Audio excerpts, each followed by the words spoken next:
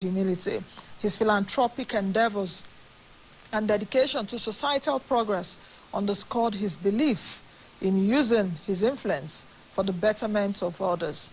In recognition, he was awarded, of course, the Commander of the Order of the Niger and numerous prestigious awards, including being named as Banker of the Year, underscored his indelible mark in the financial landscape.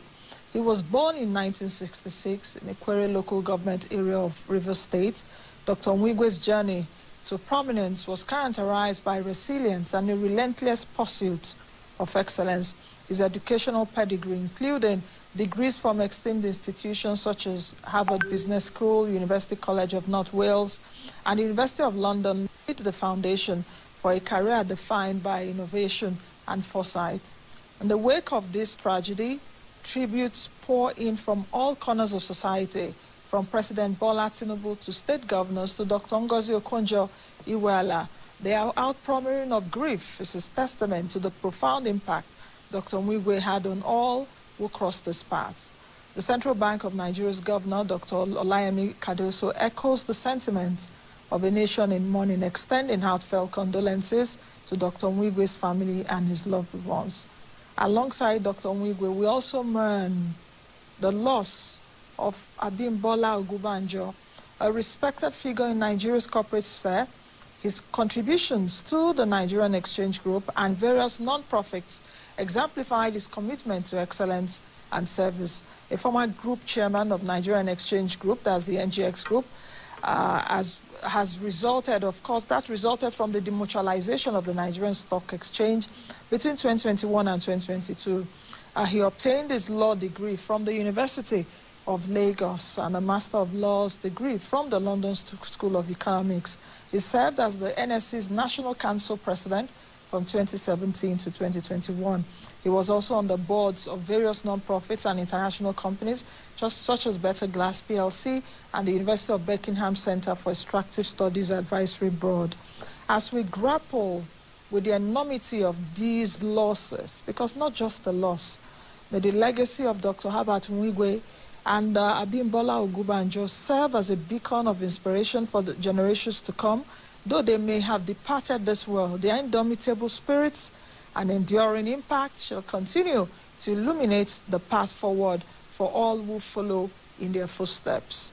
I had the honor of interviewing Dr. Herbert Nwigwe some time ago, in fact, in the heat of COVID-19, and he spoke to me about CACOVID. If you will recall, you would recall that the private sector came together, pooled resources together, not just money, not just cash, but also in kind, to help us fight that disease. In fact, CACOVID was one of the success stories we had in terms of partnering with government so that we could defeat COVID-19, which we did in Nigeria. Dr. Herbert Nwigwe spearheaded that group, that CACOVID group.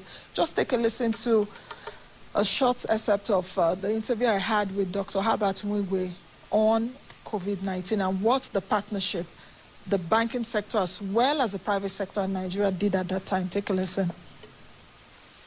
Everybody can be part of CACOVID. All you need to do is to support this cause and let us fight this pandemic. You know, if we don't, what we're seeing in some parts of the West is a harrowing experience, and we don't want it yet. And I think it's important that anybody should give. So we will have a virtual fundraise, and I'm sure the whole country will be aware when we're doing it to raise money to support this whole thing. So the coalition is as big as it gets. Everybody who wants to give to support, the numbers are available. It's in the central bank. You know, you'll do it. It will be published. And everybody who has supported will know that truly has been acknowledged by the fundraising committee and all of that.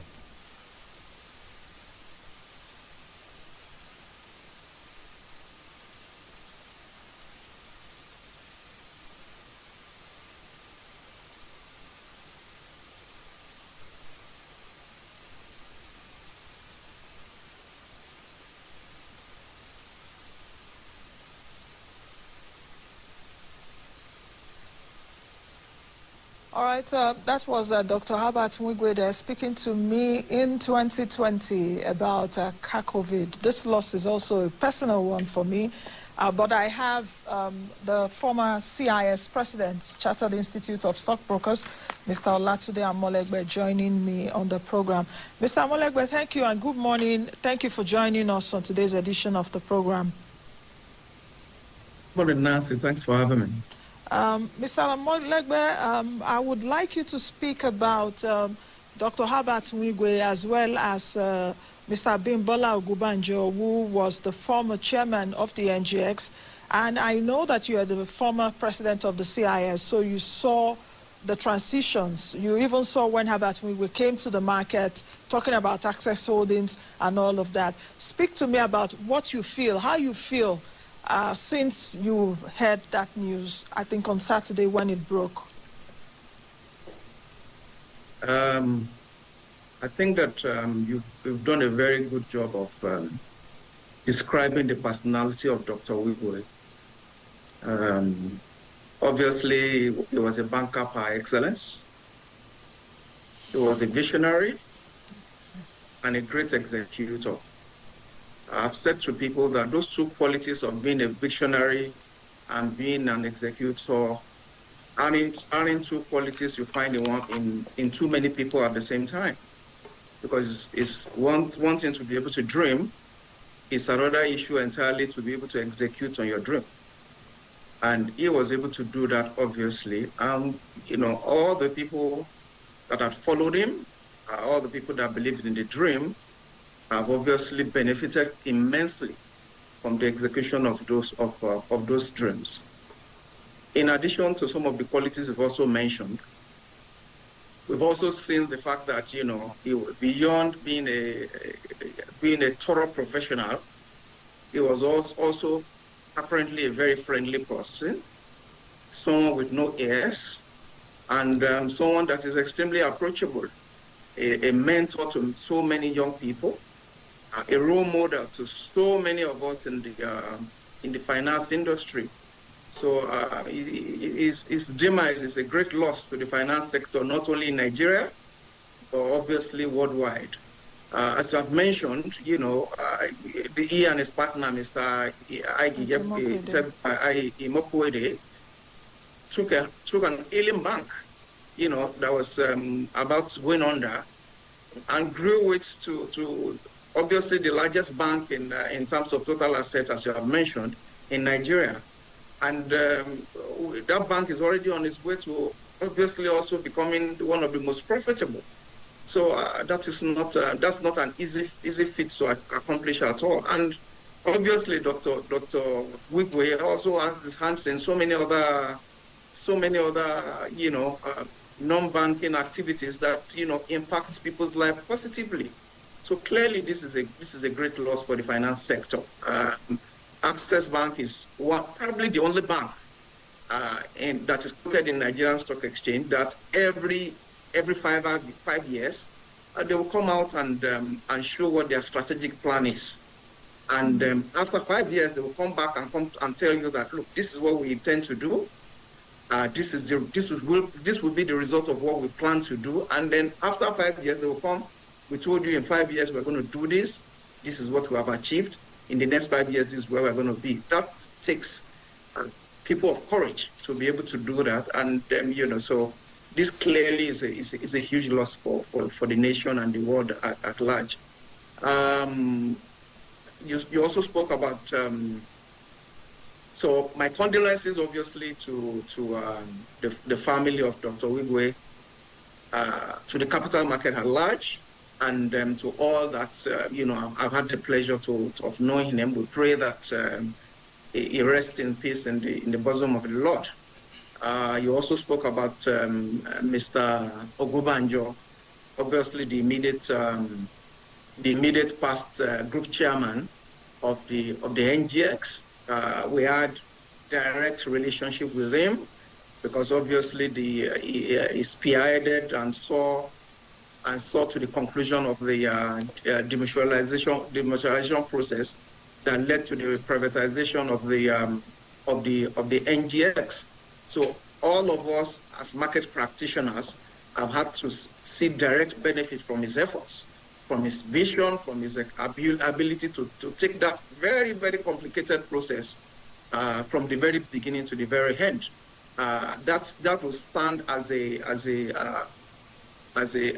legacy which will never be forgotten by any capital market operator or indeed any investor in the Nigerian capital market space. It will be greatly missed.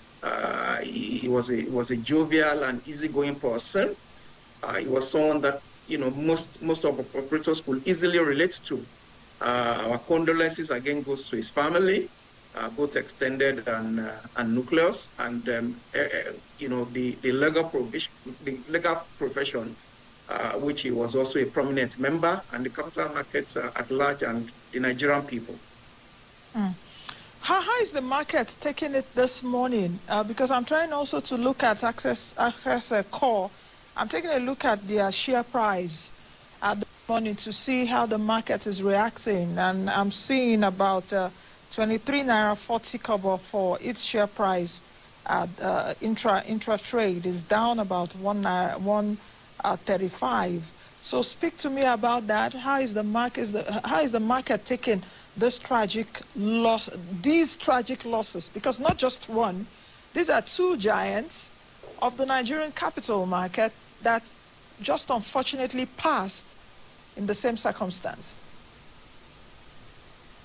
Well, the reaction of the market is a little bit hard to pin down at the moment, because obviously you know that there has been a bit of a profit-taking trend that has been happening in the last few days. So, whether the market is reacting in any particular way to this news is something that we'll get to determine maybe at the end of trading. But clearly, these are losses that the market will factor into portfolio decision making.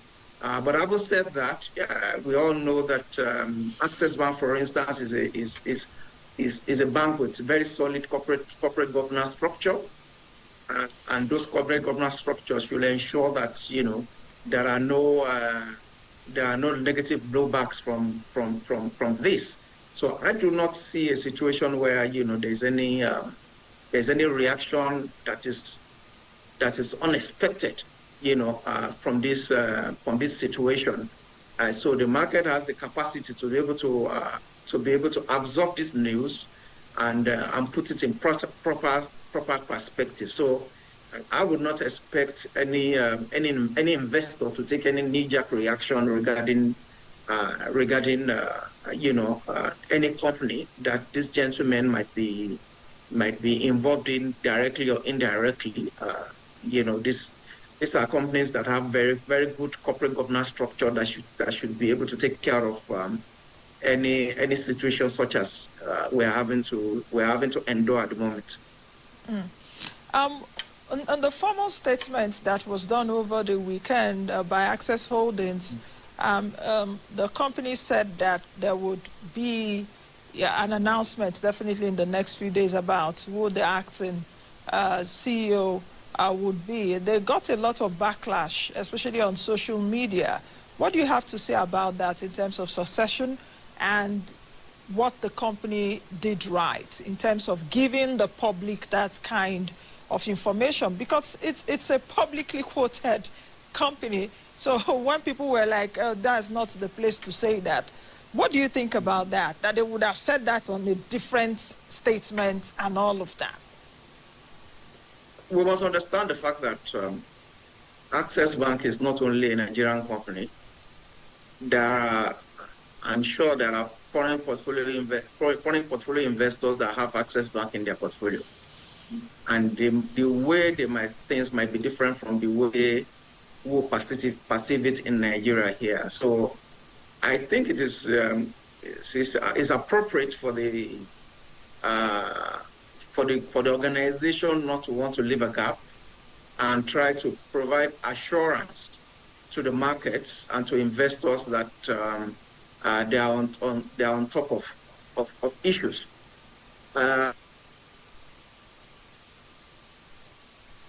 In a different manner. Maybe the communication should have been done in a different manner, really I will leave that decision to the corporate comms team in the bank. But not leaving a communication gap is actually very, very important for such an important institution such as Access Bank.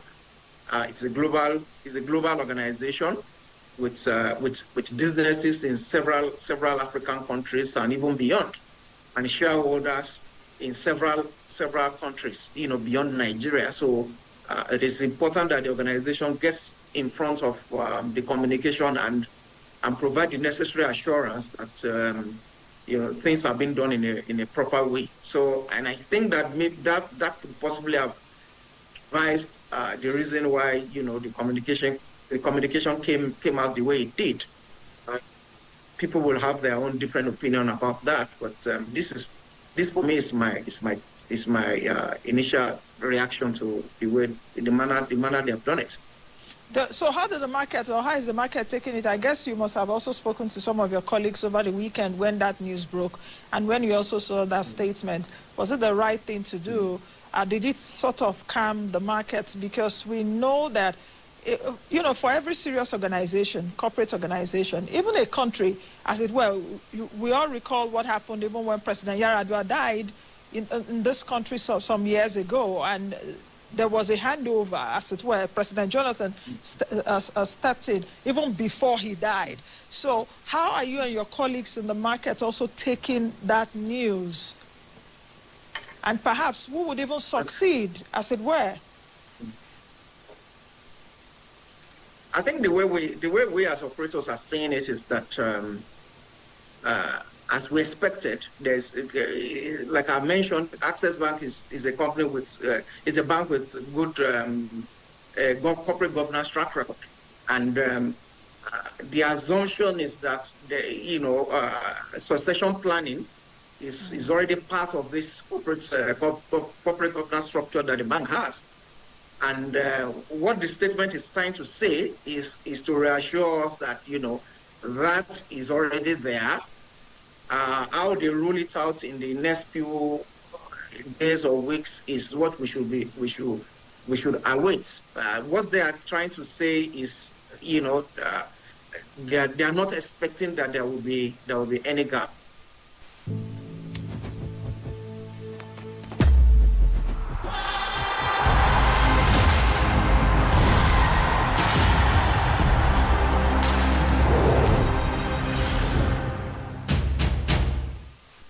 Two situations, but I really won't want to talk too much about this. I will expect that ultimately the corporate communications people of the bank will be able to give further clarity as to the way forward. But I mean, from the operators side of things, I think that the news is being taken in the strides, and everybody will take a decision as to what they intend to do. How should the markets remember Herbert Wigwe? How should we remember him? Because a lot of people know him as a consummate banker. A lot of people too, when you speak to them, they say he's a philanthropist. A lot of people also say that he supports other sectors away from banking, though many people know him in banking with his partner Ike Igboje Mokwede. How do you want to remember this man? Some sports. In fact, about 2 days ago to the Access Bank Marathon, Lagos Marathon was also being held, So this is one man that has also impacted other sectors. If you know him personally too, when you're speaking with him, you will know that he's quite passionate about anything he wants, he sets his mind to do. Let's not also forget that there's a Wigwe University, which he was really undertaken before he tragically passed. And a lot of people were saying at that time, why should he name a university after him?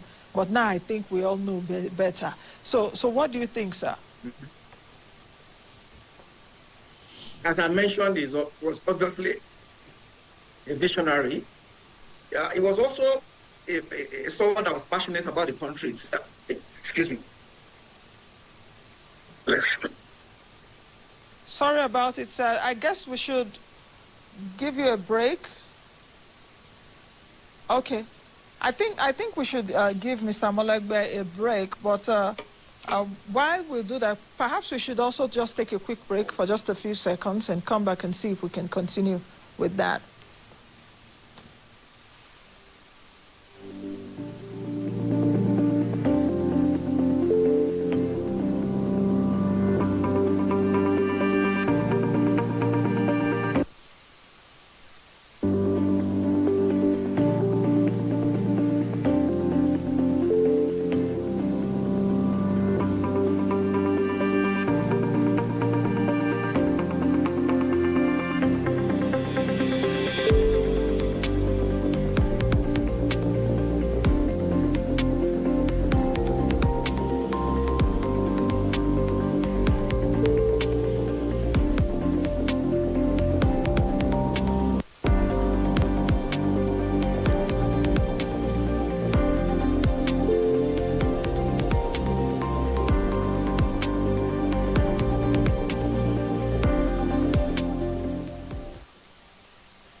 All right, welcome back. Mr. Olatunde Amolegba is still joining me, the former president of the Chartered Institute of Stockbrokers, and we've been speaking about Dr. Herbert Mwigwe's as well as Mr. Bimbola Ogunbanjo's passing. All right, just in closing, sir, what do you really have to say about these two great men who have passed? I was actually asking you earlier, how do you want to remember Mwigwe, as well as even Mr.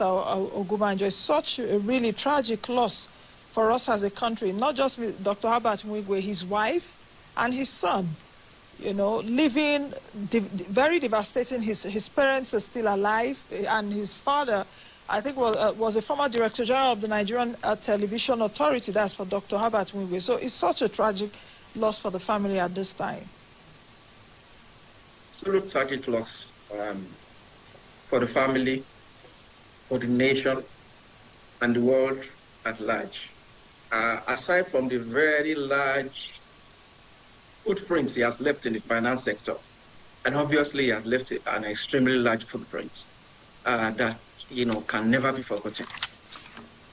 He is obviously also a very firm believer in the good of people and in the good of the nation, which is the reason why he ensures that even his through the instrumentality of his organization, it continues to make efforts to push the country forward, despite all our shortcomings. And that is why I guess he's you know, he keeps sponsoring the likes of the marathon. You spoke about the university. I think that a lot of those things are about showing the good in Nigeria, showing the good in our people, and that we can aspire for excellence, just the way he has made an effort to aspire for excellence with Access Bank. All right, that whatever it is that we Nigerians are seeing other countries do, that we can do that and even do it better.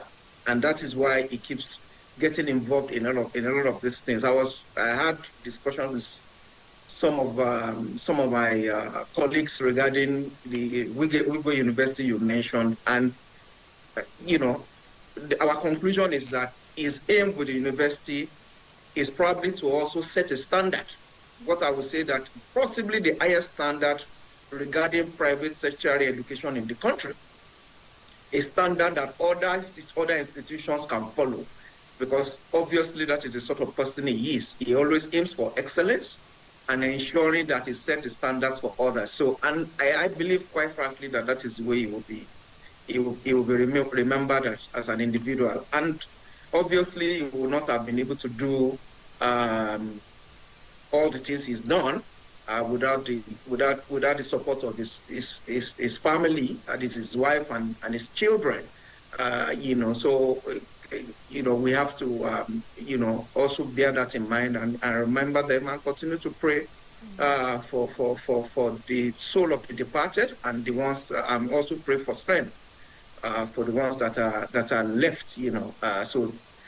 You know, it's not a personality that can never be forgotten, either in the capital market of Nigeria or in the country as a whole. Also, obviously, Mr. Ogunbanjo have also left his footprint in the sands of time. For us as operators in the capital market, the journey to demutualization is one that we can never forget, because with that single act, we've been able to move from just being one of the stock exchanges in the world to a demutualized exchange, to an exchange that is quoted on its own platform, and that is not also something we can never forget. His impact, even prior to being the chairman, was also felt by operators in corporate law, and the fact that he was also a director, a chairman in a quoted company. So I mean, it's and being also an amiable and fantastic personality, he will be greatly missed. He will be greatly missed, not only by the family, but the capital market, the law profession, and the country as a whole. So, these gentlemen they represent significant loss to the country. Thank you very much, sir, for joining us this morning.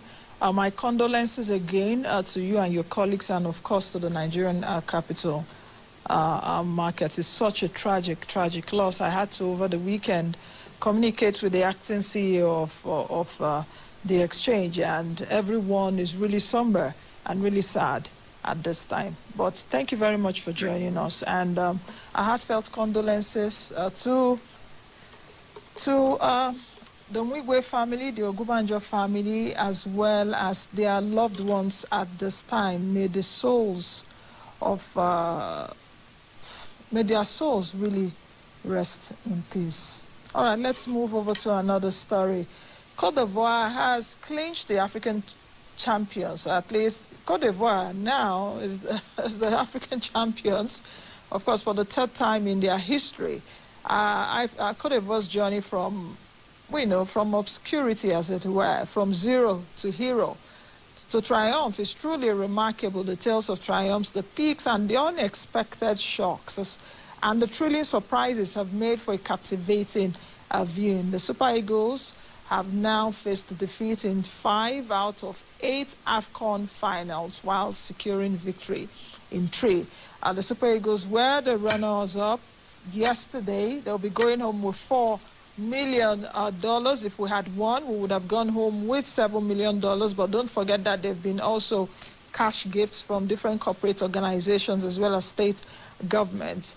Let our boys hold their heads high no matter what happened. We know as Nigerians we would like to have taken the trophy home. But if you watched that match yesterday, you would have seen that even there were so many odds against the Super Eagles. But would our boys have done better? From my own vantage position and as a football fan, I thought we would have done better because, in terms of intensity and all of that. But hey, guys, let's just still hold our heads high. Next year is another time. We will come back. Let's try as much as possible to come back and do better. And let's still cheer them on. Let's take a look at where did we make mistakes, and what can we do better.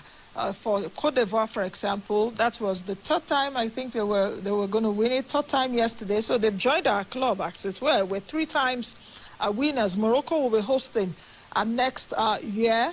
Let's try as much as possible to dust ourselves up and do the needful and come out blazingly hot. So for NFF, so much work to do. Will you keep Jose Pesero, or does he even want to go? Let's try and get all that done. It's at least no one even gave us a chance. Many Nigerians did not even believe we would get there.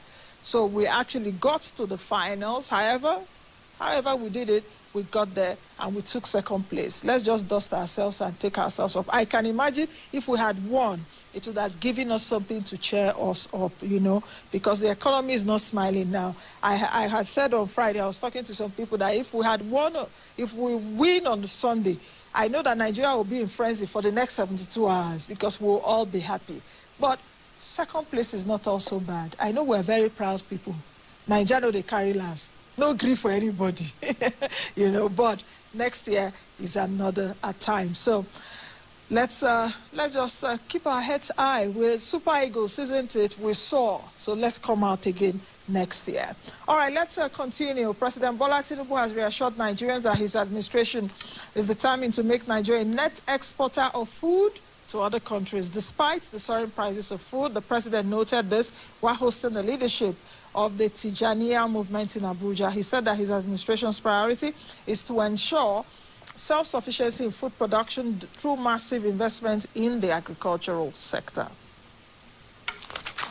Let's move over to another story. The International Monetary Fund has stated that stalled per capita growth, poverty, and high food insecurity have worsened the ongoing cost of living crisis in Nigeria. The global lender made this known in a recent report about Nigeria.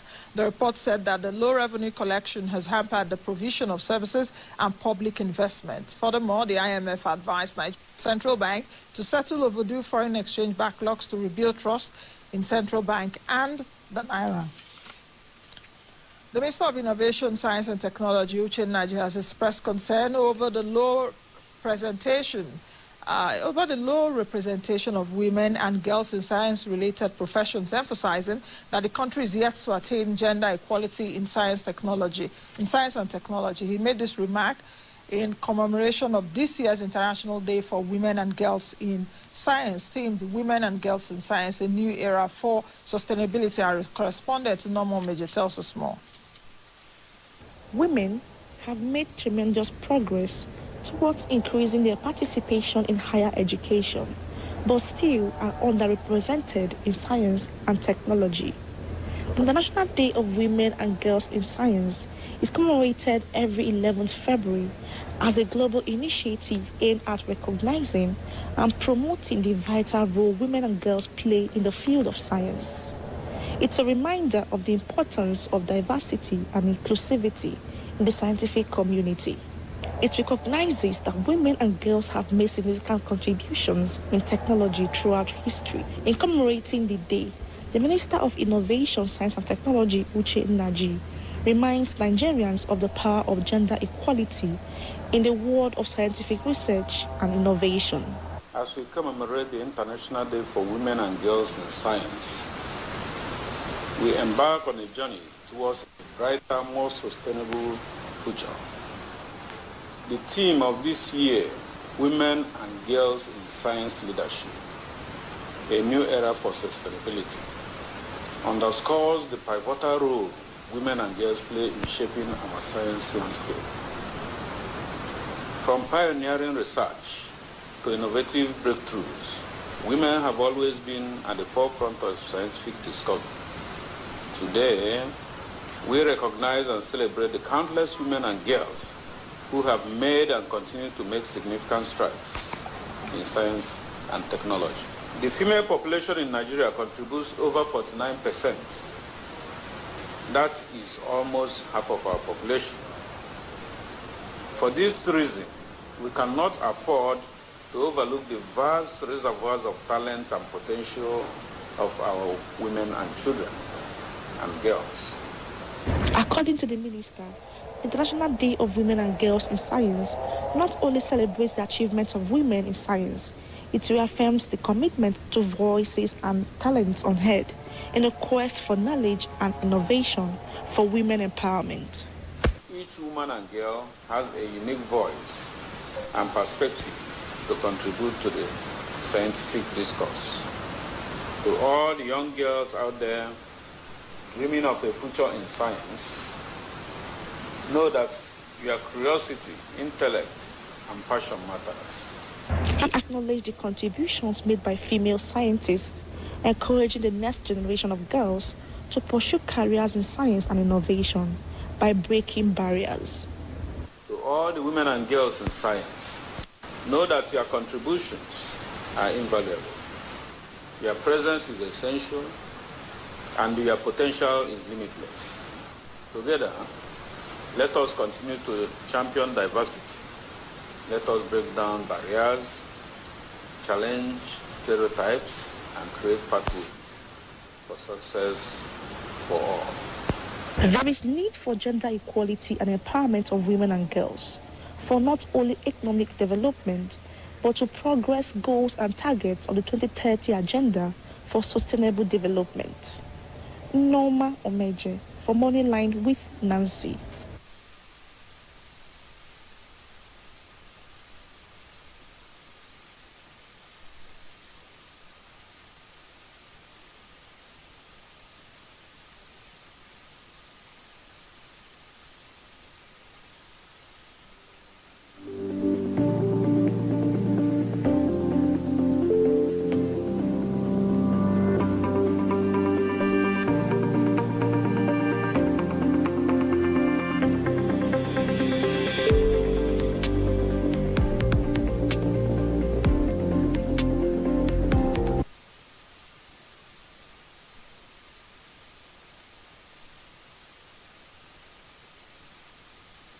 All right, welcome back to the program, of course, from the report about science, about women, girls and women. We have about 22% of girls in STEM education in Nigeria, so we need to do more. Joining me right now to move over to the next segment is Paul Alaje, who is the lead economist at SPM Professionals. Hello, Paul, and welcome to the program. Yeah, let me say Happy New Year to you. And I'm not sure I've seen you this year. Thank you so much for having me. You're welcome, Paul, and Happy New Year. Happy New Year. Now, let's get started. Let's talk about the various CBN policies that we've seen in the last few days. A lot of people really do not understand. You know, it seems that the central bank is coming up with one circular or the other. So let's concentrate on the press releases of the central bank and what they mean. If you can take them one by one, very quickly. Well, international money transfer is the first that came to mind. And the central bank had issued that because it feels that in order to fight the huge demand for the dollar and also what is fueling the parallel market. Some of these could be through the monies that instead of remittances going straight to central bank and remaining with the banks, it might have been finding its way to the parallel market. So if that is done, what we're going to see is that when remittance is made at home, the dollar or the currency can stay with the central bank while Nigerians can collect the Naira equivalent. That is one reason, and that will mean that it will actually affect supply positively. Two is the funds that have been with bank, you know, in terms of FX, the banks, rather than pushing this money directly into the economy, especially to investors or manufacturers that need the money or those that might have requested for the money, bank in some cases, according to central bank, had held this money down, waiting for a time when Naira will get devalued and declare it as part of their profit or gain for the day or for the week or for the month or for the year. So what central bank has done again is to say that you cannot hold beyond 20% of your shareholders' funds with you. The remaining has to go into the system. What would that mean? Supply side again will be boosted, which will also have implication on what exchange rate will be. So a number of other things that central bank have said regarding the demand side, if you don't necessarily need, if you don't need dollars, there is no point holding it. So all of this to me is implication with what the central bank is trying to do to see how we can wrap up with our supply side while we significantly reduce what we are doing on the demand side. I must also had the presentation by the central bank to the both chambers, the Senate first, where the central bank spoke about, we cannot bring foreign currency